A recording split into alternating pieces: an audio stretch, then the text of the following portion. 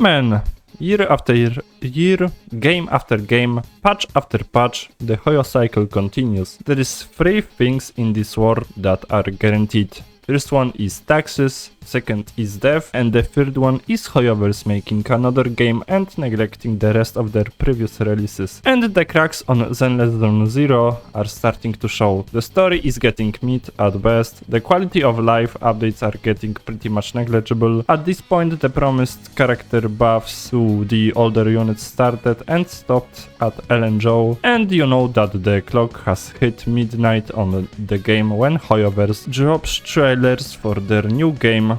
Well, I guess it has been fun this easy, but getting into the topic of today's video, after this pretty dramatic intro, I gotta say that the new Hoyoverse game Honkai Anima Nexus looks like a generic mobile game slop wrapped in a nice family-friendly tone that just waits to suck the money out of the parents' wallets, because it's pretty apparent that this game is targeted for the kids that don't have any Nintendo consoles and yet they want to play a Pokemon game.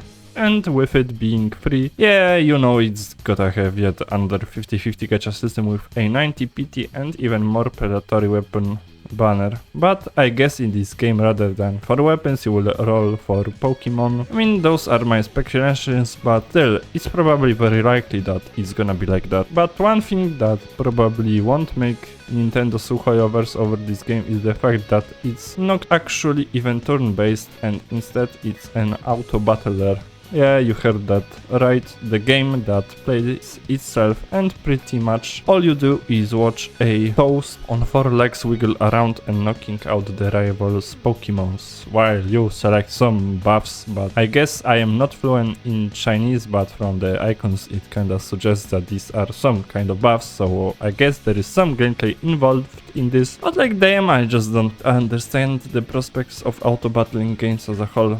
But that's not today's topic. Anyways, let's go further. I guess we should talk about the Overworld. As you can see, you can glide, walk, ride, fly, all of that stuff. From the gameplay trailer we can see an icon above some copy-pasted NPC's head, some swords, so I guess you will be able to challenge them for a duel. But I guess they have copy-pasted the little character run animation from Genshin to this new game, but maybe that's just a placeholder since the game isn't even in its beta state yet, so I guess we can't really blame them for the using assets in this case. And overall, I guess this kinda gives me some Pokemon City vibes overall. But the biggest question that popped in my head since my initial reaction to the trailer was, who is this game even made for? My biggest guess is that it's for kids or early teenagers that just want a colorful, shiny, free-to-play game that will drain their parents' wallets, since they will easily fall for the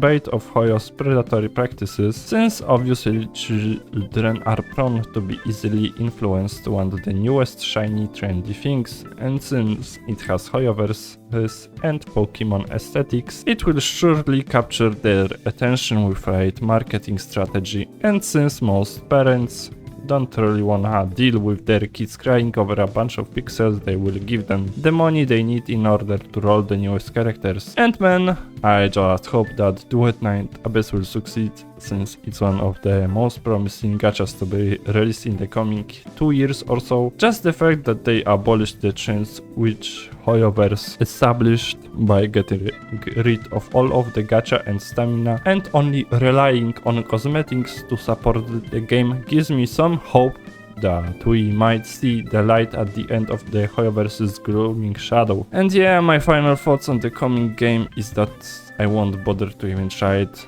It's just pretty obviously just a mobile gacha cash grab targeting the most vulnerable age group on the market, and remembering Hoyoverse's predatory practices over the years, I'm not really hopeful that they will better themselves in this game. But if you want to play, then go ahead, maybe you will find some fun. The game preferences are unique to each person and it's just my opinion that I don't see anything fun about it for myself. Well, that will be all for now. Sorry for kind of a late upload, but I was having kind of a blast in Elden Ring Night Train recently and almost defeated the final boss with like under 12 hours of experience under my belt. But yeah, I hope you enjoyed today's rant. I hope you will like, sub, share and maybe spread the word of my channel to your friends. Word of mouth always helps the most for small content creators like myself, and who knows, maybe someday I will reach those 1000 subs. But it has been Rin and I am signing off to play some Night Train.